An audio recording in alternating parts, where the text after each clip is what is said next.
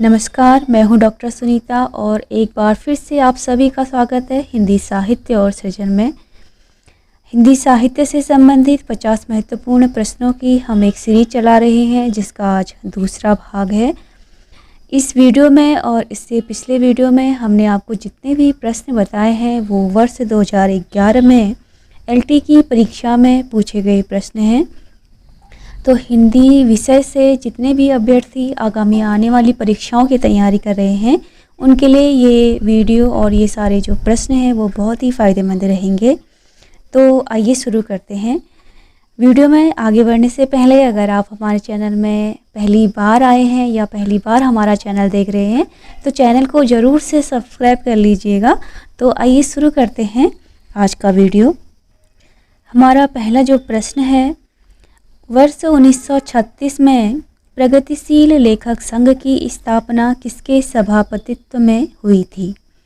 तो भारत में 1936 में प्रगतिशील लेखक संघ की जो स्थापना है वह प्रेमचंद ने की थी और इससे पहले प्रोग्रेसिव राइटर्स एसोसिएशन की जो स्थापना है वह 1935 ईस्वी में सबसे पहले पेरिस में हुई थी और भारत में 1936 में हुई है। अगला प्रश्न है, खड़ी बोली हिंदी में रचित प्रथम महाकाव्य है प्रिय प्रवास। यहाँ पे आपको अगले प्रश्न में 4 ऑप्शन दिए गए हैं। तार सप्तक के कवि नहीं हैं, इसमें अज्ञेय है, मुक्तिबोध है, नागार्जुन है, गिरिजा कुमार माथुर है। तो इनमें से तार सप्तक के कवि नहीं हैं, हमें छांटने हैं तो नागार्जुन है। रामचंद्र शुक्ल ने किस कवि को साक्षात रसमूर्ति की संज्ञा दी है? घनानंद को। ये रीतिकाल के कवि हैं। छायावाद को स्थूल के प्रति सूक्ष्म का विद्रोह कहने वाले आलोचक हैं डॉक्टर नगेंद्र। अगला प्रश्न है, निम्न में किसको कस्बे का कहानीकार कहा जाता है? तो ये एक वाक्य है, कस्बे का कहानीकार किस लेखक को कहा जाता है? तो उनका नाम है कमलेश्वर।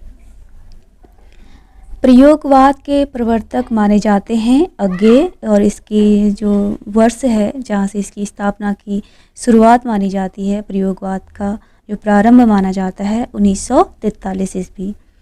रीतिकाल की भूमिका ये एक पुस्तक है और इसके लेखक हैं डॉक्टर नगेंद्र। सूरदास की मृत्यु पर पुष्टि मारक को जहाज जात है, सो जाको कुछ लेना हो सो ले, कथन किसका है? तो सूरदास की मृत्यु पर ये कथन विट्ठलनाथ ने कहा था। अगला प्रश्न है, हिंदी का पहला पत्र उद्दंड मातंड कब प्रकाशित हुआ? 1826 ईस्वी में कलकत्ता से।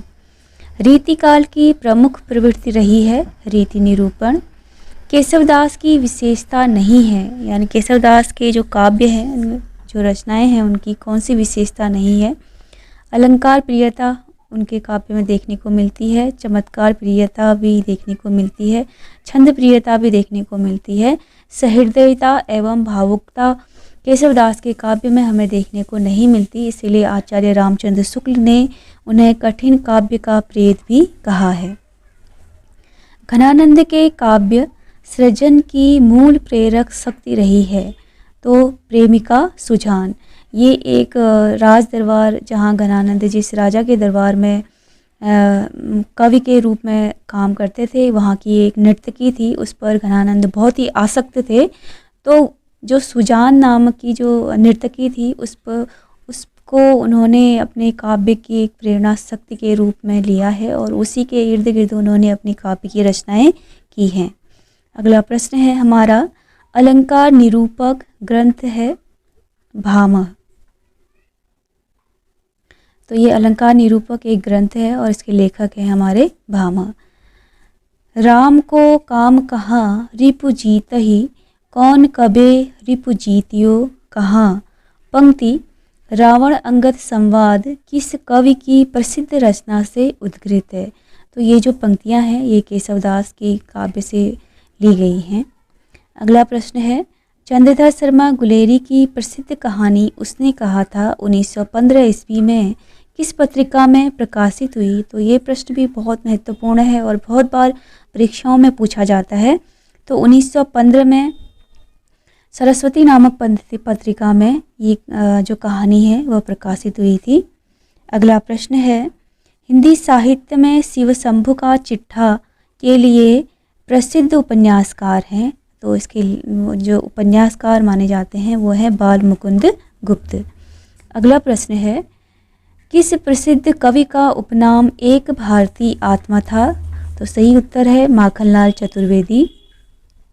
सुख दुख की भावावेशमयी अवस्था विशेष का गिने चुने शब्दों में स्वर साधना के उपयुक्त चित्रण कर देना ही गीत है।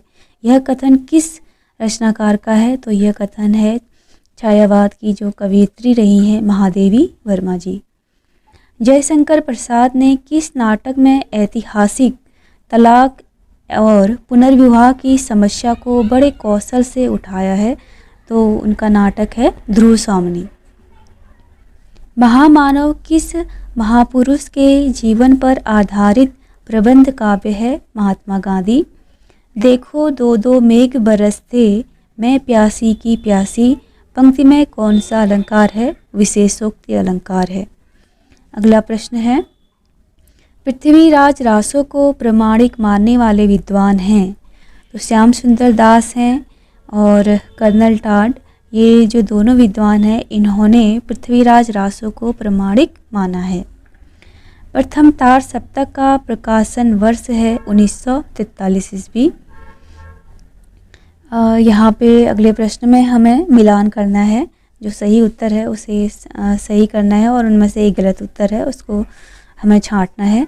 तो आत्मजयी रचना है कुंवर नारायण की। संशय की एक रात है नरेश मेहता। उन्मुक्त रचना है सियाराम शरण गुप्त की। और द्रौपदी, यहाँ पे हमें ऑप्शन दिया गया है धर्मवीर भारती, तो ये हमारा गलत उत्तर है। तो इसका सही उत्तर है द्रौपदी जो रचना है वह सुरेंद्र वर्मा की रचना है। अगला प्रश्न है, नाटक जारी है यह रचना है लीलाधर जगूड़ी की। अय्यार शब्द किस भाषा का है? तो ये अय्यार शब्द अरबी भाषा का है।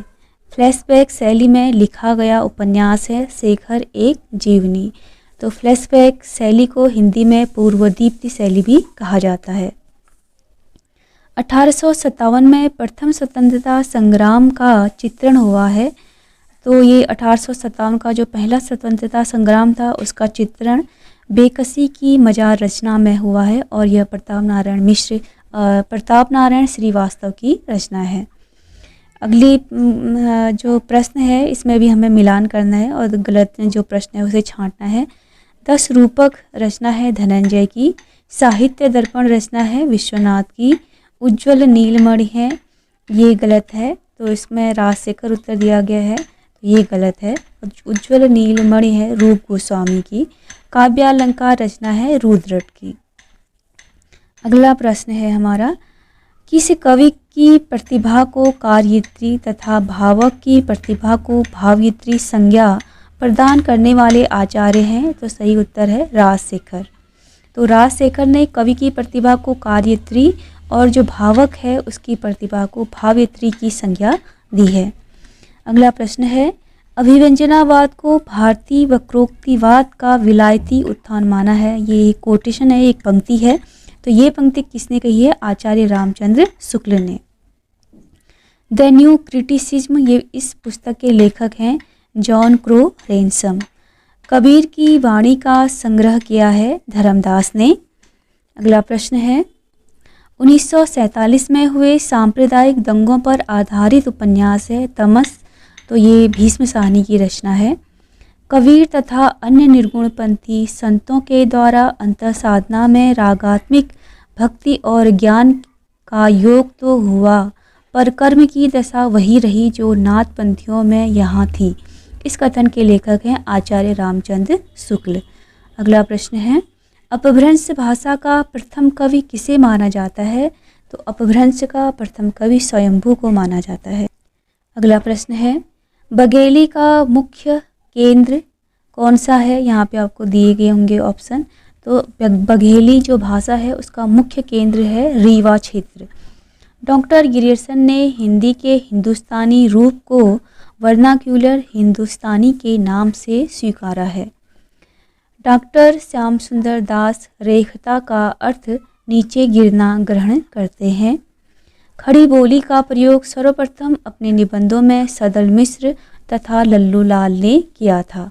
तो खड़ी बोली जो भाषा है, जो बोली है, उसका सबसे पहले प्रयोग सदल मिश्र और लल्लू लाल ने किया था। हिंदी शब्द की उत्पत्ति फारसी भाषा से हुई है। कुछ विद्वान कबीर का जन्म 1447 को मानते हैं। रामकुमार वर्मा संवत 1455 को मानते हैं और इनकी जो मृत्यु है उसको बर्थवाल जी उन्हीं 1509 को और रामकुमार वर्मा 1541 को स्वीकार करते हैं। तो कबीर के जन्म और मृत्यु से संबंधित बहुत विवाद हैं, बहुत जो कवि हैं, जो लेखक हैं, उनमें विवाद रहा है। तो वो अपने अपने अनुसार उनके जन्म को और उनकी मृत्यु को अपने अपने अनुसार संवतों में बताते हैं कि इनकी मृत्यु का संवत कौन सा है। अगला जो प्रश्न है, हिंदी शब्द का प्रथम प्रयोग सर्वप्रथम फारसी भाषा की रचना में हुआ था। जगत विनोद, राम रसायन, ये जो रचनाएं हैं ये पद्माकर की हैं।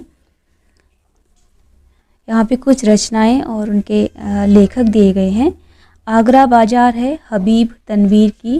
पहला गिरमिटिया है गिरिराज किशोर। अंतिम अरण्य निर्मल वर्मा की रचना है। संशयात्मा ज्ञानेंद्रपति। अपनी खबर बेचैन पांडे बेचैन शर्मा उग्र। पंचलेट रचना है, कहानी है इनकी फणीश्वरनाथ रेणु की। कबीर रचना है हजारी प्रसाद द्विवेदी की।